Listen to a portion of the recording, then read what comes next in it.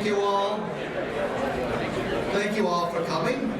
My name is Peter Foreman. I'm president of the South Shore Chamber of Commerce, and glad you could all make it this morning.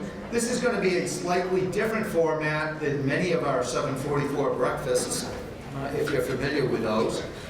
We have two objectives this morning. One is to present you a brief overview of the Chamber's Infrastructure Priority Report, which will be out in about 2 weeks.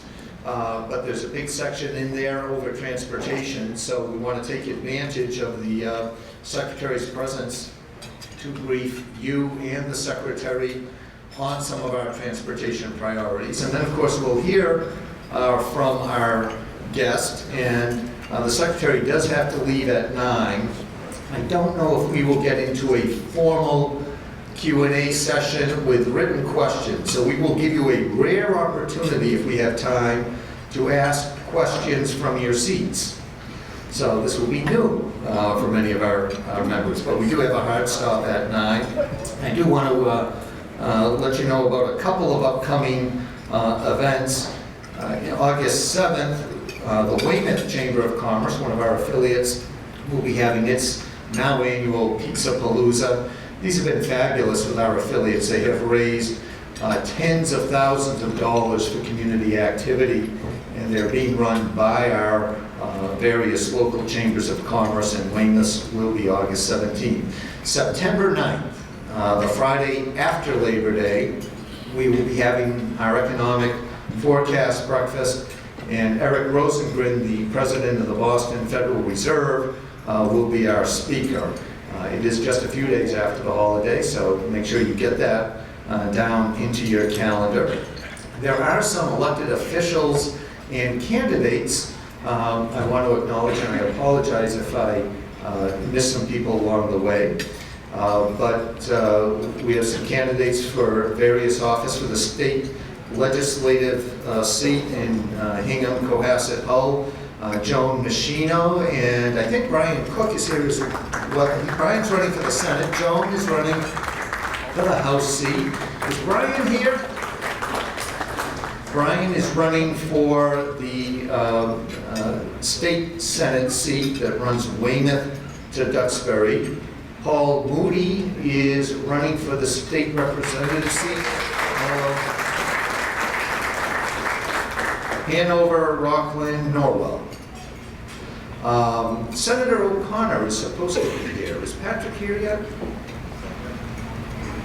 Patrick's not here. So in his place, let me acknowledge an old colleague, Paul Haley, former representative for Weymouth.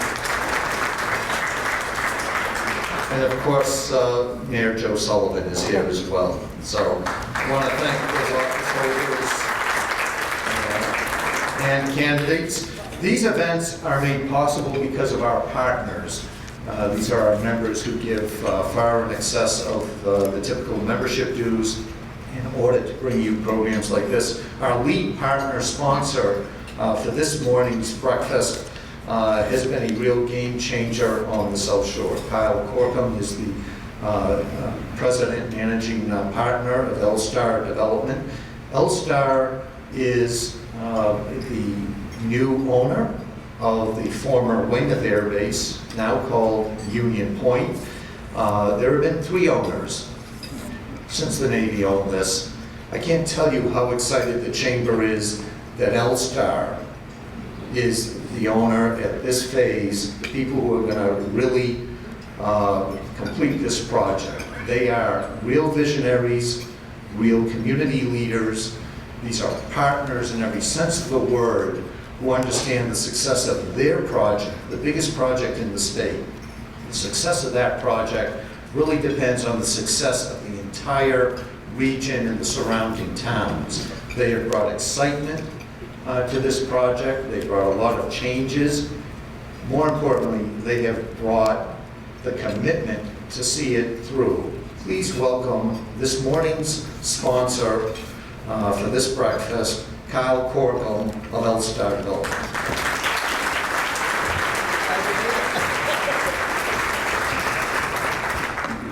Thanks, Peter. We're really proud to be associated with the Chamber and to support it in every way that we can, and honored to be today's sponsor. I can tell you that my job is to introduce Cam Snyder, but before I do that, I just want to say something about a leader who has made a huge difference to us and I think to the region, and that's Secretary Pollack.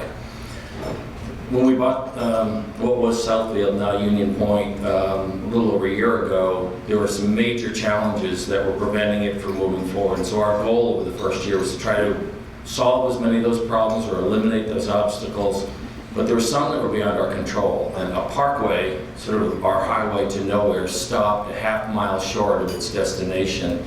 Without that, the plans that we were working on, the zoning that we achieved locally in the 3 towns, was going to be very limited in its potential. And so we really relied very heavily on Secretary Pollack to find time to focus on our little project, which was so important to us in the region. I frankly didn't expect to get the attention from DOT that we got, and they recognized that it was of regional importance. It was only a half-mile road, but to us it was everything. It will generate about 30,000 to 40,000 car trips a day as people have this easy way to go east and west in the South Shore. There's so few opportunities to do that. And so, to our delight and surprise, we had someone in a high political office who took the time to recognize that even though it was small, it was significant, and she helped spearhead the final approvals and the funding that made it possible. So, really happy to say that our work began last week on the new parkway, and it should be complete by Thanksgiving.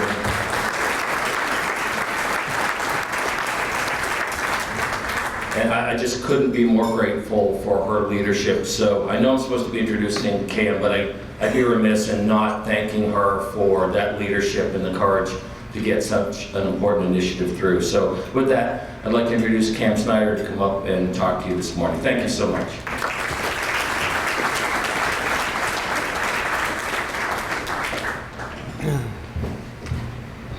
Good morning. Thank you, Kyle, for that wonderful introduction. I appreciate it.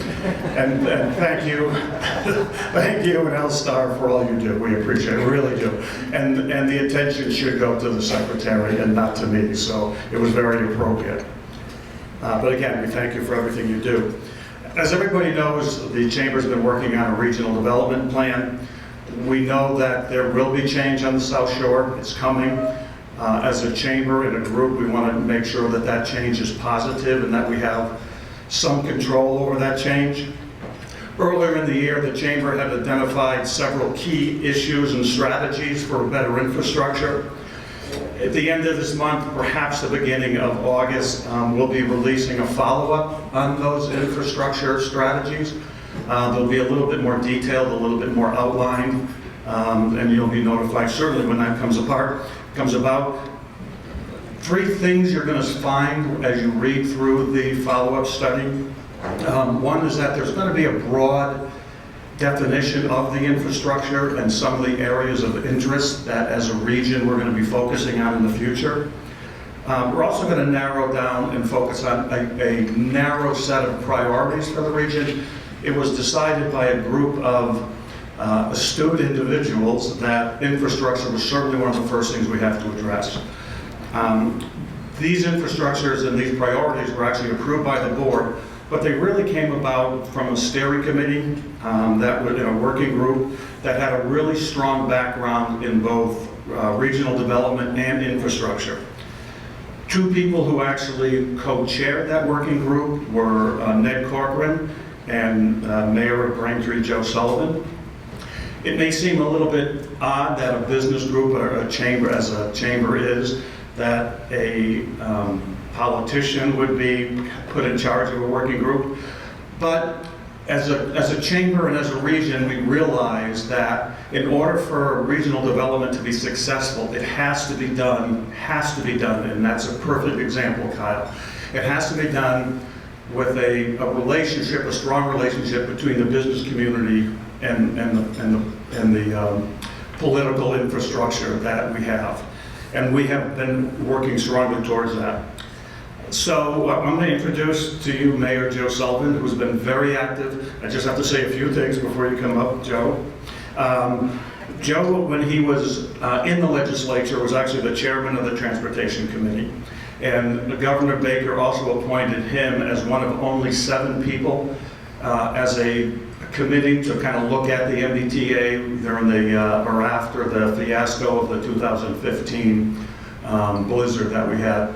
So Joe, Mayor, Mr. Mayor, certainly is qualified, knowledgeable. We're thrilled that he has been so active in the regional development, and he's going to kind of give us an update on some of the things that he's been working on and some of the things that we should be looking for. So I introduce you to Mayor Joe Sullivan.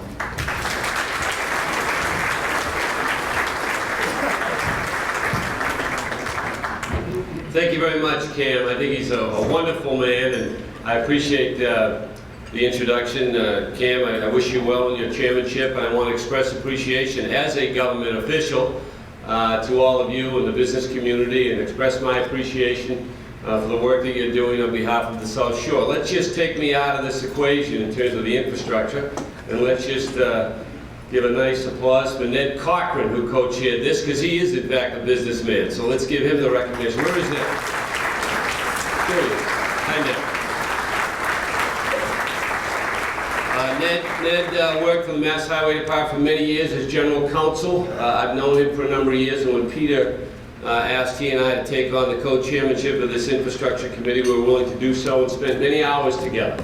And I appreciate not only his friendship, but his professional credentials and his ability to work through what are some important elements as you put together an infrastructure agenda. I'm going to just spend a few minutes and then introduce Secretary Pollack. I do want to note right at the start that my words, my remarks, I actually did have some help on, just in case anyone has any confusion on it. As was noted by Cam, the South Shore Chamber has a plan, a strategic plan called 2030, which is all about choosing our future.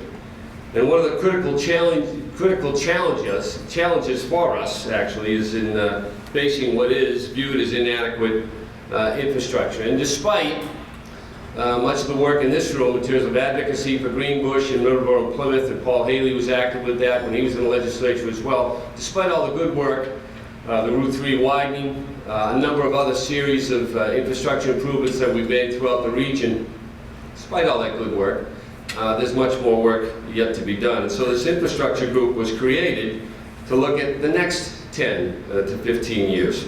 As Cam noted, infrastructure is many things, and many can be used in many terms for many different people. It's energy, it's stormwater runoff, it's community development, and obviously it's transportation. So our focus was specifically in the area of transportation. How do we put together a network through this infrastructure group? And we identified essentially 7 key elements, and as Cam noted, this report, and Peter noted as well, will be out in the next 10 days on the website. In order to have this conversation, I just want to go back, and I don't want to plow that snow again, but I do want to note that back in the winter of 2015, and you'll recall, we had 100 inches of snow. The trains were not running, the roads were congested, there were no sidewalks, school was closed. We didn't have a day between January 27th and February 28th that the temperature rose. Well, no, we did. We had 3 days. Excuse me. We had 3 days when we were above freezing. My point in saying that is that everything froze, and you all recall. And we had a tremendous amount of problems associated with that. And as my mother would say, we didn't know that then, but we know it now. It was a blessing in disguise. That winter revealed fundamental weaknesses in the operations of our MBTA and commuter rail system. Steps that we are taking today as a Commonwealth, and I serve on the MassDOT board, with the leadership of Governor Baker and Secretary Pollack, over the past 15 months have been able to correct, begun to correct some of these issues. In the 1 year that the Financial Management Control Board, 5 members of the MBTA Financial Management Control Board, 11 members oversight board of MassDOT. In the time that that's been in existence, we have expended $100 million. $100 million over the past year, focused on equipment upgrades and making sure that the system itself can become more reliable. And in the end, and Secretary Pollack, I know will cover this, only through reliability can we increase ridership. Through increasing ridership, can we increase revenue? The 3 R's of reliability, ridership, and revenue will produce a better system for us all. And that is the centerpiece, really, of the work that we did in the infrastructure group. And let me just spend the next couple of minutes over 7 quick items. Number 1, the priority of the infrastructure group of priority 7s, the number 1 priority is in fact to continue some of the work that's being done now, which is to enhance mass transit system, make it more reliable, and keep it affordable. And that's not just the rolling stock, that's just not the rails, that's schedules for efficiency, that's parking availability, access. We have less parking spots today, particularly on the South Shore between JFK and Braintree, than we had 5 years ago in the closing of the Quincy Center parking garage. We need to grow parking, we need to grow accessibility for the system to be successful itself. Station improvements are needed. Priority number 2 is to expand the service. Expand the service from the South Shore into the capital city of Boston. As the region grows, especially around several large transit-oriented developments, there will be increasing demand for mass transit, and we need to be prepared for that. An example of that, and we cite many examples in the report, but an example of priority 2 would be the expansion of South Station. We need to be part of that conversation so that we can increase the number of tracks and trains and to accommodate what we know is growth that is going to happen here on the South Shore over the next 15 years. Priority number 3 would be to improve access to the capital city of Boston. There are highway access, I should say. There are several possible projects to consider. All of those have merit. All of them have some real attributes. We need to look at and study the best option. And the Chamber should continue to push on that. An example would be the choke point, otherwise known as the Braintree split, at Braintree and Quincy. There is no single proposal, but as Frank Trematozzi and others from the city of Quincy who are here can tell you, and Mayor Koch and I have had these conversations, we need to figure out a better solution of the split and getting access into Boston and to come out again. Continue expanding transit-oriented developments. The TOD projects, those investments that we make in housing and economic decisions that we make centered around transportation are critical to the success of our South Shore region. When you think of the real estate market, and we got a real lesson on this in terms of our infrastructure group, we are considered, with the cost of housing in Boston, we are considered here in the South Shore, metropolitan Boston, the outer urban. Affordable luxury. Some people call the red line the brain train. And that's accurate. So people are looking for housing opportunities here on the South Shore, young professionals, people who want greater mobility into the capital city for their jobs. That is a focus for us. Quincy Center Garage, and talking to Jim Fatsis, the economic developer, director, I should say, for the city, under Mayor Koch's direction. There are 24 housing units either permitted or under construction in the city of Quincy today. And an example of TOD is what we're doing in Braintree, in the landing, between Braintree and the town of Weymouth, working together. We have under construction today 172 units of housing right next to the Greenbush Station. We just signed off last week on a new restaurant right on the landing on the Braintree side. I know Mayor Headland is working hard to get some projects going on the Weymouth side. Priority number 5, as we broaden the TODs, and we look and understand the powerful driver that a transit-oriented development, and as we incentivize developers to in fact take the risk of spending money, helping them in terms of government support, developing a planning on the 3A corridor between downtown Quincy and Hingham Shipyard. That whole corridor that runs from Quincy Center, which is becoming a very vibrant place, the Hingham Shipyard, which is doing very well as well, that corridor between the two, Weymouth, Four River Bridge, that connects. All of that is a focus for us and a priority. Priority number 6 would be, for me, one of the most important ones, and that's dealing with the Massport Authority. Massport Authority is an economic engine for us in our region. Their payroll alone is $1 billion a year. We could use that level of investment from Massport. Massport's looking to add 5,000 parking spots at Logan Airport. We have a parking lot in Braintree, 1,100 cars, 19 acres of flat surface. I won't get into all the background in terms of Massport's operations, but I will tell you that on Forbes Road in Braintree, we have some perfect opportunities with a new Marriott Hotel, with a new retail center of 30,000 square feet, with a new legal seafood, the access off of Route 128. All of that area could use some economic stimulation, and Massport can help us with that. I don't think we need 5,000 more spots. I think at Logan, I think we need more association and working with communities to help grow the parking in our area and look at economic redevelopment of those areas. And then number 7, and the final one, is other economic opportunities related to transportation. When we look at some of these opportunities in terms of interregional commuting and other opportunities, Hingham Street of Rockland to South Shore Park in Hingham, essentially connecting the commercial corridor from Rockland to South Shore Park. The work that's being done now, is it Union Place now, Kyle? Union Point, excuse me. I just learned something this morning. I always thought it was Southfield. Now it's Union Point. Congratulations, Kyle, on all your work. So from Plymouth and Cottage Park to Quincy Center, we have a number of opportunities here in the public and private sector. We look forward to working with the Chamber as we not only establish these priorities, but we begin to implement them over the course of the next decade. We have a roadmap for all of us in which we can center our thoughts and our focus, and in doing so, make the South Shore the place that we all know it is in terms of the quality of life, but even improve upon that. And so we underline the importance this morning of a strong and healthy road and rail system. We want to offer safe and reliable service and efficient commuting throughout the region, both for the workforce, but also recreational opportunities. And we identify this morning the necessity, and I would use that word, the necessity of all of us to focus on transportation as an important link in how it interconnects to the business community. We've all had that type of philosophy, and now we can take that to another step over the course of the next 10 years to understand, support, and promote and achieve the economic vitality that we're all looking for.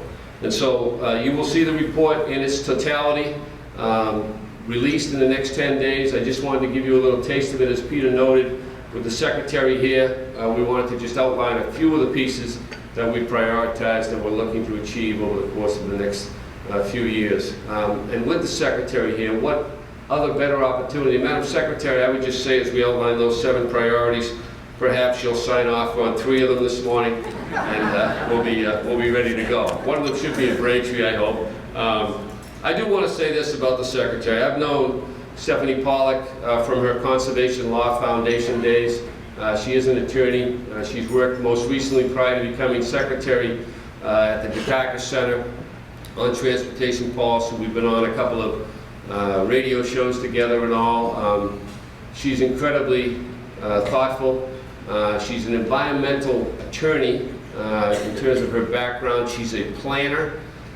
She is, in the best way that I can phrase it, in the most favorable way, a transportation zealot. She is one who's really focused and thoughtful, and the governor chose very wisely in picking Stephanie Pollack to lead us with the transportation agenda. She works tirelessly on behalf of our Commonwealth and does a tremendous job. And so I hope and I trust that we will offer a warm and enthusiastic greeting to Secretary Stephanie Pollack. Thank you so much.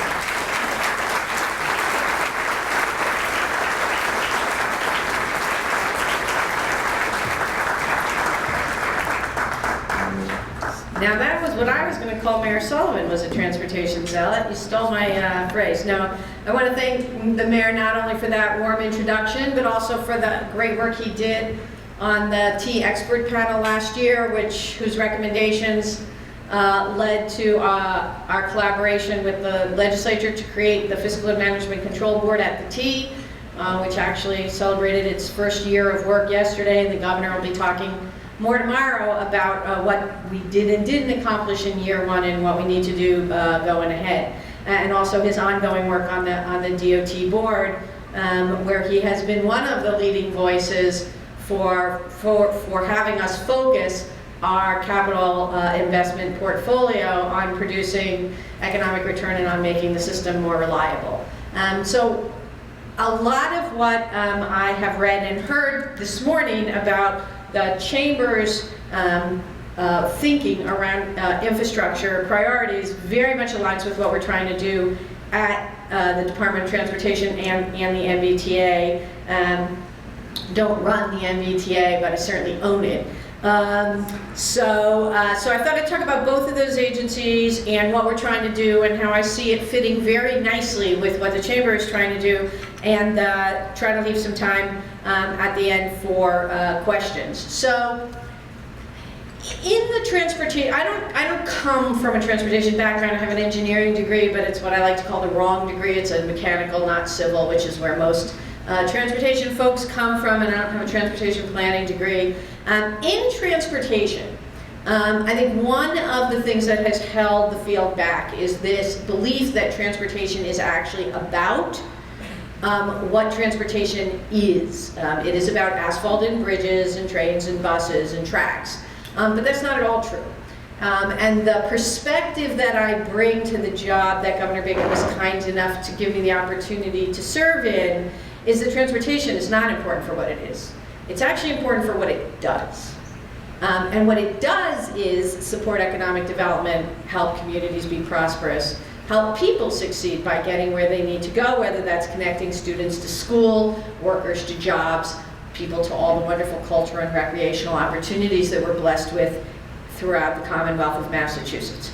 And what I hear in what, as Mayor Sullivan describes, what the Chamber is talking about, as I read some of the materials that Peter sent me, I hear the Chamber saying the same thing, that for the Chamber, transportation and economic development are simply two sides of the same coin. And I think it's one of the reasons that I spend so many of my mornings talking to chambers like this, because you guys get it. People in the business community, elected officials in communities have always known that transportation is actually about economic development.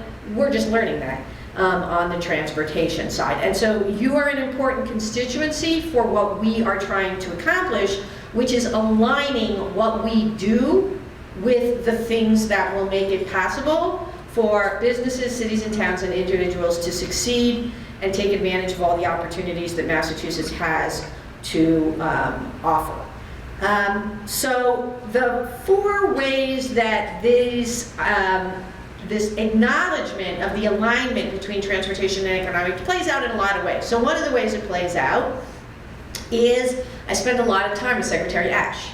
And the governor expects us to spend a lot of time together. And the reason that something like the East-West Parkway at Union Point, the reason that that actually gets on the radar screen is Secretary Ash, Secretary Beaton, and I meet every 3 weeks. And each of us can put on the table anything that has come to our attention that we need to work across secretariats to achieve. And our staffs actually meet every other week in what we call the Get Stuff Done meeting, which is literally a running list of stuff that needs to get done that more than one agency is involved in, and we don't want to slow things down because sometimes in government, once you kind of cross those agency silos, you know, it's hard to do it. In this way, we just have a mechanism, and so things like Parkway, get on that list and you just tick things off and you get the shovels in the ground, because that's how we need to work as an administration. It's what Governor Baker and Lieutenant Governor Polito expect of us, and at this point, a year and a half in, I'm not going to say we're perfect, but I think that we have the structures in place, the communications in place,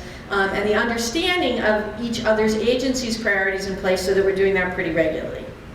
Another place that that comes into play is in how we think about what the mission of MassDOT and the T is. So when I talk about the mission, either outside to groups like this or inside the building, I always start with the first part of our mission is that we have customers and we need to serve them. That's another one of those things that seems self-evident, and it certainly is at the registry, which is another part of my domain. We're trying to get it to be front and center at the T, but even when it comes to our highways, the operating side of our roads and bridges, the experience that people have every day, which is often a frustrating and congested experience, is a part of what we do, and we need to sort of put that front and center, because if you think about it, the experience of customers means that we need to focus on a few things, right? So one is we need to think about safety all the time. We've just had a series of really horrible incidents involving work zones and drunk drivers. We need to work on distracted driving.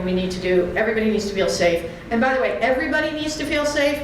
That means kids walking to school. That's our Safe Routes to School program. That means people who choose to walk and bike, whether for recreation or transportation. And it means people who are behind the wheel or getting off an MBTA vehicle. So when you sort of start with operations instead of projects, which is where most transportation agendas start, you immediately start to talk about safety. Another thing that we have to talk about is congestion. And I know that that's a big issue for the South Shore. And I have to be honest with you. We're going to take a look at the Braintree split, because as long as Mayor Sullivan is on my board, we're not going to forget about the Braintree split. That said, in most cases, in most places in the Commonwealth, we are not going to build our way out of congestion. We are a very mature Commonwealth. There is not a lot of room to be widening roads or building new bridges. But what we have going for us, and this is where the strengths of the Commonwealth come in, because we are a Commonwealth of innovators and technologists, is we have information. And information is actually one of our best weapons against congestion, right? How many people have Waze on their smartphone? Okay, the rest of you get it. Waze is an app, and it helps you navigate. But it does more than that, because it's a crowdsourcing app. So basically everybody chimes in and says, I ran into congestion here. Well, we just signed an agreement with Waze. We, DOT, are going to give them all the information we have on where all our construction zones are and everything else, so that they don't have to wait for somebody to tell them, oh, there's a construction setup at such and such. But they're going to give us all their data on volumes and congestions and pinch points, and we're going to incorporate that into our planning so that we can understand where in our network of transportation services are we consistently running into congestion. Another example of technology and congestion. You've all seen the little signs on the highway that tell you, it's 8 miles ahead and it's going to take you some days. On good days it'll say 12 minutes, on bad days it'll say an hour. Those are the beta version of a permanent network called the Go Time network. It's those things on 700 miles of Massachusetts roads. We've already started installing them. We should be done by the end of the year, if not next construction season in the spring. Not only will that give you information, we will collect 24/7, 365 data from every one of those signs, and again be able to build a virtual picture of congestion on 700 miles of Massachusetts roadway and use that to plan. So when we think about the experience of people on our roads, whether it's keeping them safe, whether it's giving them better choices for walking and biking, or whether it's helping them and us manage congestion smarter, that tells you that we can't just be in the business of building things. That said, we're in the business of building things. Nobody I ever talk to doesn't want to talk about projects, so I want to spend a couple minutes talking about sort of our perspective on those, and then we'll open it up to questions. So 2 things about projects that need to come on the table. The first is we own a lot of stuff. I will actually not bore you with the list of stuff we own, the thousands of miles of road, the 5,000 bridges, 9,000 miles of sidewalk, 2,800 pedestrian curb ramps. I could go on and on. We have a responsibility to take better care of those assets than we have taken care of those assets. And everyone on the South Shore knows that, because you know what happened to the Quincy Center garage. And that is an extreme case, but it is not the extreme case. It is literally a case where an asset was allowed to deteriorate to the point where it's no longer usable. And when we came in, there was no game plan or game plan to have a game plan for what was going to happen. The plan was literally to let it sit there in that state indefinitely. That is not how one treats assets, because they are not my assets. They are the Commonwealth's assets, and they live in places. And when those assets get to the point where the Quincy Center garage got, it doesn't just affect T-riders because they no longer have those parking spaces. It affects the community that then has this decrepit, closed garage sitting in the middle of it. And it's beyond me how people could not understand that, but that's just not how it was seen. Let me give you another example that's not as extreme, but is equally important, and came up in the conversation actually around our 5-year capital investment plan, which both boards just approved. The T has been working through a plan to try to make as many parts of the system as possible accessible to people who are mobility impaired. And that doesn't just matter to someone who's spending their entire life in a wheelchair. It actually matters to anybody who finds themselves temporarily impaired, on crutches or in a wheelchair, or anyone who's pushing a baby stroller, or anyone who's just tired at the end of the day and might want to use an elevator instead of a set of stairs. So the good news is, after this investment, all of our blue line stations, the government center one which we just opened was the last, all of our orange line stations are accessible, and all of our red line stations, our brain line, are accessible except one, and that one is Woolston. That's an example of an asset that is not as bad as the Quincy Center Garage. I'm not here to tell you that it has to close because it's falling apart, but I am here to tell you that when we looked at just putting the elevators in to make it accessible, and we started looking at all the other things that are wrong with that station really needs to be modernized. And we have a lot of assets that's where they're at. They're not, they're past their useful life, they're not at closure, but they're not in acceptable condition, and there's an opportunity to take them from being, in that case, a 60s, 70s era version of a transit station and turning it into a 21st century version of a transit station. So the capital plan that the board's approved puts 60% of our dollars into fixing assets and another 20% of our dollars into modernizing assets that don't just need to be fixed, they actually need upgrades for things like safety or handicapped accessibility. The last thing that I want to say to you about projects, and I really actually appreciate the way that the Chamber's infrastructure priorities were presented, because it wasn't the usual laundry list of do this, do that, build this, build that. There's some of that in there, and I expect that as secretary. I'm not naive. But we need to focus not on having a random list of projects that make some people happy and not other people happy, and most people are crossing their fingers and hoping that their pet one moves to the top of the list, which is how we've done transportation here and, quite frankly, in most places in the country forever. We actually need an investment portfolio. And we actually need a series of regional investment portfolios, because a lot of transportation is really regional, and the Chamber's acknowledgement that you live in a region and grow as a region is really important, right? So to be fair to the whole Commonwealth, we need a series of investment portfolios that will work for the Cape and Islands, the South Shore, the Merrimack Valley, Central Massachusetts, the Berkshires, right?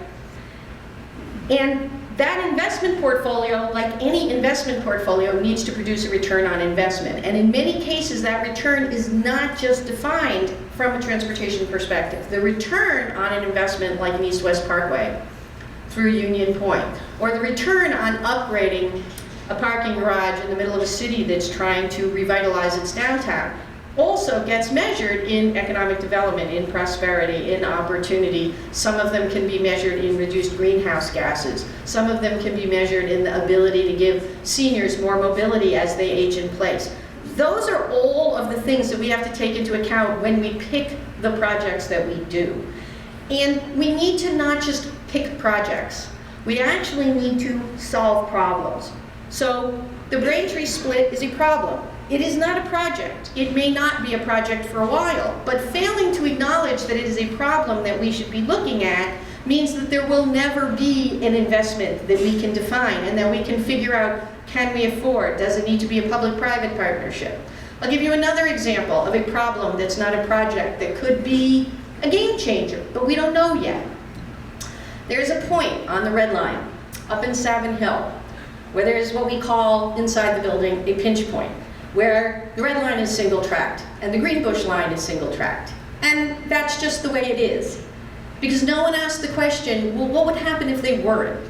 And the answer appears to be, and I want to be clear that we have more engineering work to be, the answer appears to be that if there were a way to double track there by putting some infrastructure underground, I hate to use the word tunnel because it has implications for those of us in the Boston area, but if for half a mile we could put a piece of the Greenbush line and the Red Line underground and double the size of the track, it could be a game changer. We've already started talking about what it might mean for the Middleborough-Lakeville line of the Greenbush line and the possibility that would actually create enough capacity to do an accelerated version of South Coast Rail that could use that line. It could be a game changer for the Red Line, and by the way, because we would no longer have those facilities at surface, there's enough room to widen the expressway. Now, maybe that works, and maybe it doesn't work. But we've started to put engineering money into it because we need to be solving problems, not building projects. And the fact that we've now identified that as a problem, it is a problem for people in cars, it is a problem for people on the Red Line, it is a problem for people on the commuter rail, means that a few years down the road, I believe we will have a different set of project investments in our investment portfolio. Things that are not the things that have been kicking around since the 70s or 80s that we just didn't happen to build, but that are actually solutions to our problems of today. So that's a lot, because what we're trying to do at MassDOT is a lot.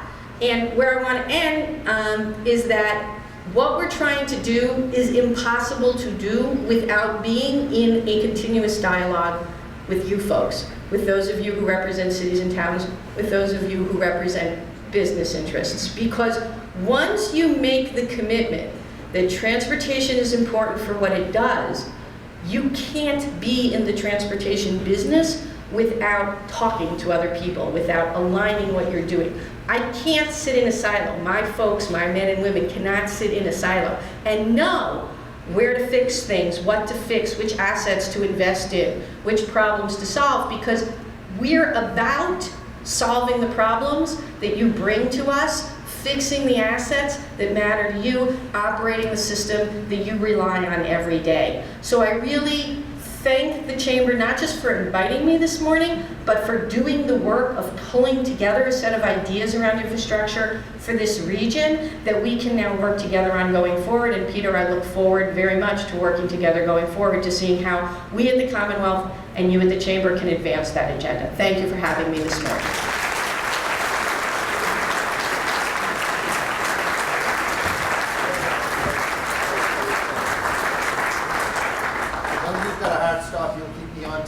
Yeah, we can do a couple of quick questions. We have time for a few questions. I get the first. In your comments, you said you had spoken to a lot of chambers like yours. I believe you meant to say you've spoken to a lot of chambers and there were none like ours? I did. I thank you for correcting me.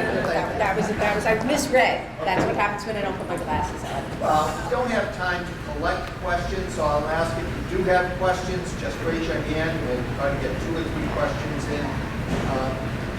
Mr. Chairman. You hear a lot of the news. I heard on the radio this morning coming in about self-driving cars. Do you see that as viable and something that you're looking at?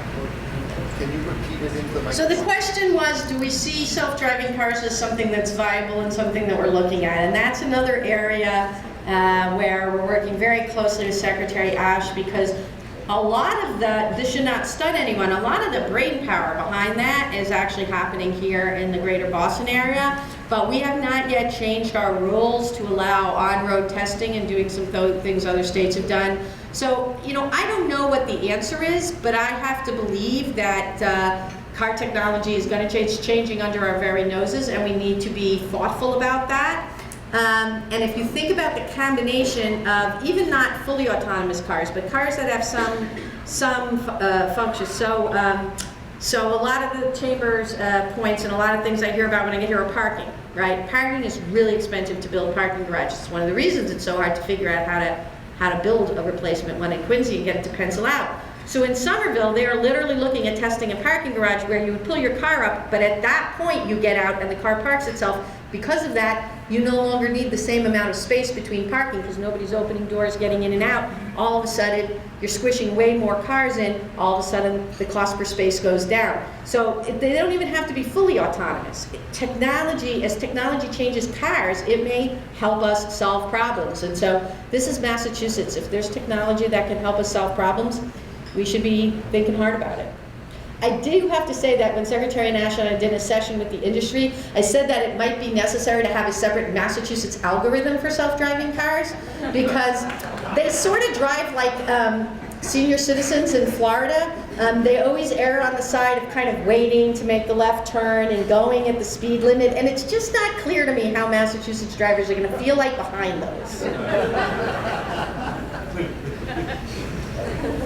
Any seniors want to respond? I said in Florida. I didn't mean our seniors. Madam Secretary, you mentioned the Braintree split. You mentioned widening the expressway. I know you have problems coming in from the north too. Does Boston city infrastructure allow for more cars more rapidly to be entering at rush hour? So that's a great question. And this is another reason why we need to think about transportation as opposed to, so the question was, you know, we're talking about getting more people from the South Shore up into Boston. The North Shore also, not surprisingly, would like to get more people into Boston. Metro West, not surprisingly, would like to get more people into Boston. Boston, Cambridge are this huge magnet, right? So on a typical day, we live in a state of 6 million. There are 1 million people on a weekday at noon just in the cities of Boston and Cambridge, between the people who live there, work there, and visit there. So we can't move that many people in and out of that small and that old and urban core, mostly in cars. We need to move them in and out, mostly not in cars. And we know that, and Boston knows that, and Cambridge knows that, and that's why the Red Line is so important. And that's why the issue for the Red Line is not just the Quincy Center Garage and making Molston Station accessible and doing the transit-oriented development in North Quincy, all of which are really important, and doing the TOD in Braintree. What's really important for the Red Line is I need to find a way to buy more cars and fix the signal system so that we can run cars 3 or 4 minutes apart at rush hour instead of 5 or 6 minutes apart in rush hour, so I can increase the number of people who we can actually move on the Red Line at rush hour. The Chamber report mentions the South Station project. We're actually currently in the public comment period on a MEPA document, on an environmental document for South Station expansion.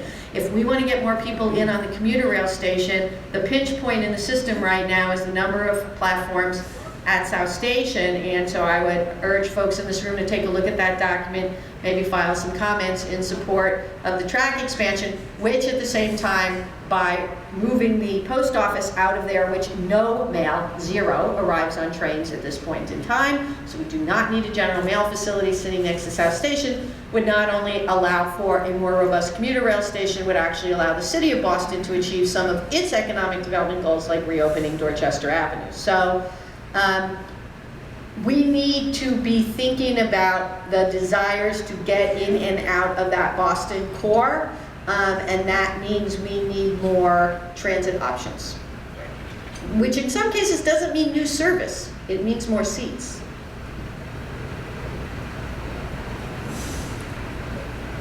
Don? Comment on the prioritization of bridge repair in the state? So there are 5,000 bridges in the state, 1,500 are owned by cities and towns, 3,500 are owned by the DOT.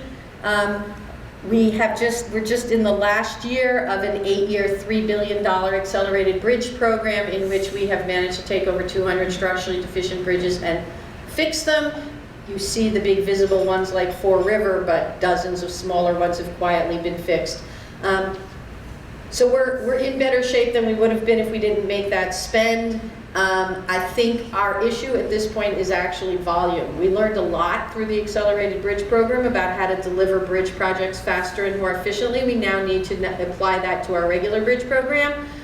We've also heard a lot about, not so much in this area, but in central and western Massachusetts, we have a lot of communities that live and die on municipally owned bridges that are actually too small to qualify for any existing state or federal funding, but so expensive that their Chapter 90 allocations wouldn't let them touch them.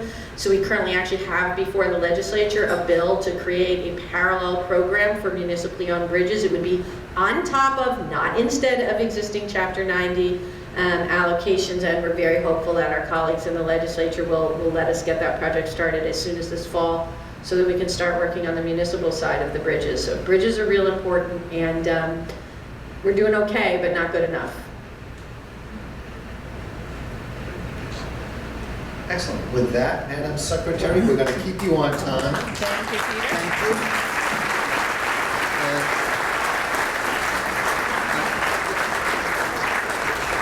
We do know you're looking for new ways to have revenue, so in appreciation for you coming today, we would like to present you with an old idea. This is a stock certificate to the Boston Elevated Railway Company, the predecessor of the old MTA.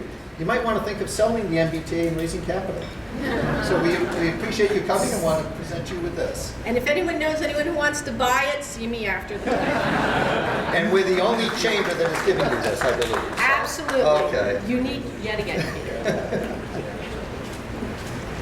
Thank you very much, ma'am. Thank you. Thank you all. Thank you all for coming. Thank you to Kyle and Elstar for sponsoring this breakfast. Enjoy the rest of the day.